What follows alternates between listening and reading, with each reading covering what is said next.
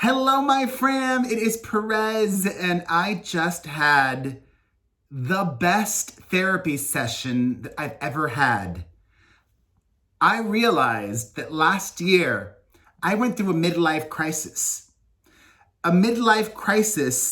simultaneously with my depression.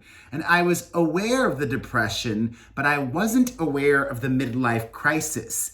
But let me get to that in chronological order, because what was wonderful about my therapy session is the first more than half of it, I really focused on the things that matter most to me. My kids, my mom, my happiness, my getting sleep, my having a real understanding that I can't do it all anymore. I used to, and I would burn the candle at both ends. Is that the expression? Burn the candlestick at both ends? But I can't do that anymore, and that's okay. I'm doing my best, and my best is uncharted territory when it comes to children.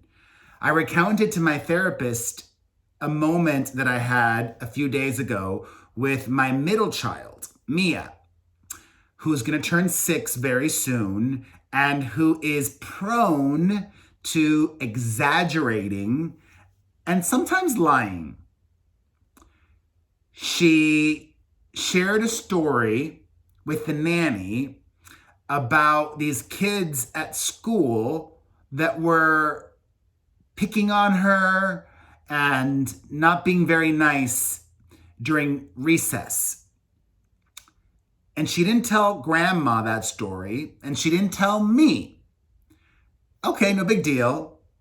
Our wonderful nanny told my mother what Mia had shared with her, and my mom was like, "Whoa!" Came to talk to me, and then we spoke to Mia, and I was rather calm. And I just said, "What happened, Mia?" Okay, so in that moment, did you tell your classmates that that was not okay, what they did? And she named names. She said she did that. And I then followed that up with, did you ask your teacher, tell that instructor, that supervisor to intervene, or just did you share what happened? And she said yes. So then I asked Mia, do you want me to email your teacher, your main teacher, who isn't the one overseeing recess? And she said no. And that was it. The whole thing was over with in like 3 minutes. And I think my mother wanted me to make this bigger to-do about everything. And then that night, I was questioning myself. Did I handle the situation well? Should I have made a bigger to-do about things? I never expressed to Mia that I didn't believe her, even though I can acknowledge that she's prone to exaggerate or lie. I believed her. I was just matter of fact about it. So what I did was the next day, I had another conversation with her, gave her some hugs and kisses, and I said, just a recap, Mia, if somebody does something inappropriate, you tell them that's inappropriate, and then you also tell an adult. And she said yes, and then I seconded, said, hey, do you want me to email your teacher? And she said no, because I feel it's important for my kids to know without a doubt that I believe them and I trust them, and I do. And kids are kids, and they're gonna exaggerate and maybe even lie, but I think that's normal. And I think it's important to listen to your kids. And for whatever reason, if kids are telling you that they want or need more of any one thing, you gotta give it to them. Like this weekend, I had such a busy weekend with my kids. I took them out and about on Friday, on Saturday, and on Sunday. We went on excursions each day. And then Sunday, my sister came over, which was wonderful to spend time with her and her husband and my niece. And they took Mia and just Mia to the park nearby because my mom wanted to go and they didn't want to walk because my mom didn't want to walk, even though the park is not that far. It's less than an 8-minute walk, but whatever. Even though Mia went on 2 outings on Sunday, in the evening, she wanted to play hide and seek. And I said, okay, later. And then she said, you're not going to play hide and seek later. And I said, yes, I am. And I sure as heck made sure to follow through on that promise of playing hide and seek and giving Mia even more attention. And we spent a good amount of time in therapy also talking about one of my dear friends whose sister died last week fairly suddenly. They just found out she had a rare blood disorder, which they think she had for a while, undiagnosed. Let me look it up. I had never heard of it before. It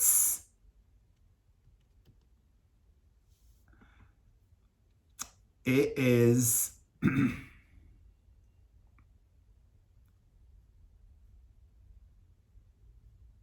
wait, why is this not showing up now?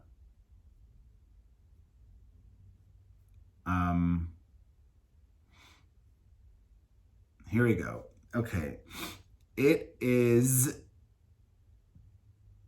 amyloidosis AL, light chain, a rare blood disease that attacks the body's organs, and subsequently she began taking chemo for it. And, I read the news on Facebook. I left a message on Facebook, but also felt, compelled to message my friend and text him, not call him. And this reminded me of the Sharon Osbourne situation with Cheryl Underwood, where they got into a fight on the talk. And I think it was appropriate for Sharon to text Cheryl first instead of just cold calling and expecting Cheryl to pick up whenever Sharon called.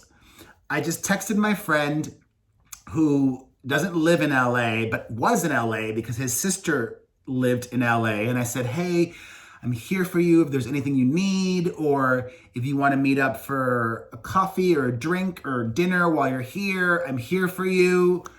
And then, just how do you deal with somebody grieving? How do you support them? Do you give them space? Do you text? Is texting a nuisance? So last night I texted my friend again just to show I'm still thinking of you and supporting you. And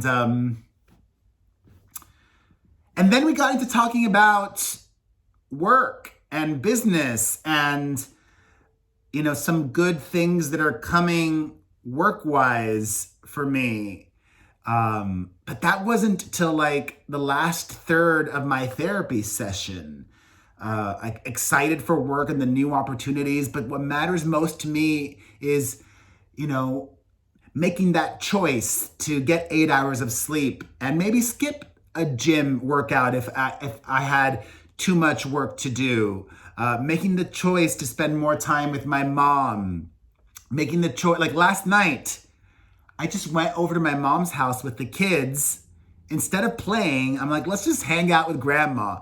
She sort of found it a little bit annoying, but it was just nice to sit in my mother's house for 30 minutes. And eventually she started to open up and like, oh, that person in Miami and that person in Miami. She's going through it. A lot of her friends and family are sick right now.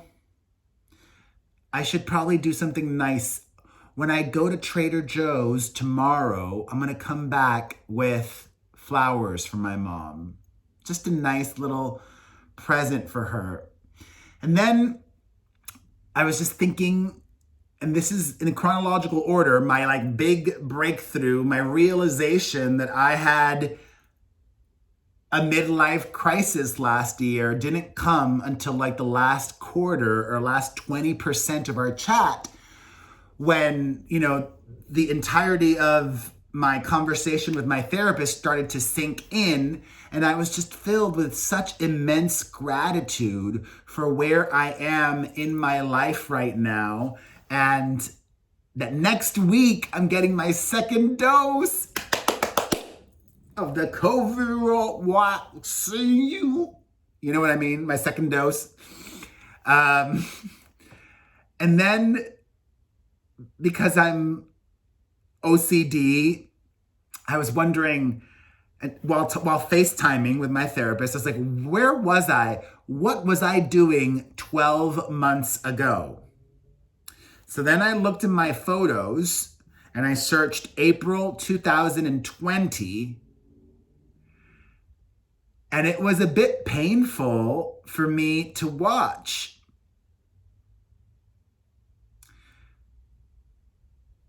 That was when I was in my full-blown TikTok addiction. And at the moment, I didn't realize how juvenile, cringe. I mean, maybe I did realize that I was being cringe, but I was, in my mind, I'm like, well, I'm doing it on purpose for attention. But that still doesn't take away from the fact that it was cringe. And it was, I don't know. And if it would have been every once in a while, I guess that'd be fine. But like looking at all of my photos, which was actually not even that many photos, it was the month of April 2020 was overwhelmingly just all these TikTok videos. It felt like that was my life. My life 12 months ago was TikTok videos. And looking at the ones that I was making, it was like cringe, creepy, cringe, embarrassing. Oh my God. And having it hit me all at once. And while talking to my therapist, I was like, wow, I don't regret this, but I wasn't aware. I was aware of my depression, but I wasn't aware that I was also going through a midlife crisis. Looking at it now, I'm aware that I was going through a midlife crisis, trying to appeal to this younger audience on TikTok that wasn't familiar with me before, trying to dumb myself down, to age down, to be young. And I'm so happy that now, in 2021, I'm actually leaning in to being older and embracing my oldness and embracing all of the great things that come with being old. Like the simple things, the walks every morning. My walk this morning was delightful. The priority and forcing myself to get sleep, and the just accepting of things, the accepting that, okay, younger generations may not be familiar with me. That's okay. Just this year, just everything feels more okay. Everything feels more normal. I was telling my therapist about this wonderful meal that I had with my best friend over the weekend. I met up with him in West Hollywood, and we went and we had dinner together with him and his fiance. And then we went and we had a drink at a bar nearby, outdoors. And you're like in these partitions. It was real weird, but great. And then talking about like, after August, we need to switch to like a different system. Like just, okay, show me your vaccination proof or a negative COVID test or whatever. Like, are we really going to need to be wearing masks after the end of August? Because I don't know. Yeah, and it was just great to go to the movies and great to go to the Froyo place. And Even this morning, realizing like, yeah, vacations are nice and vacations are fun and vacations are important, but really just appreciating everything you have and everything I have. And like, I almost started crying this morning.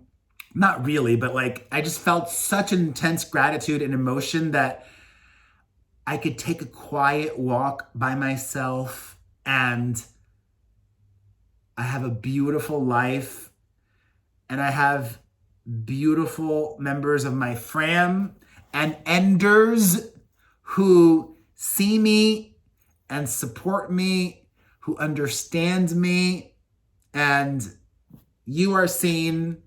I hope that I can support you, inspire you, entertain you.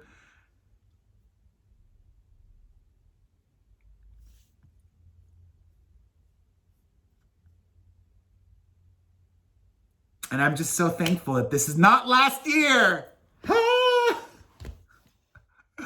What a difference 12 months makes.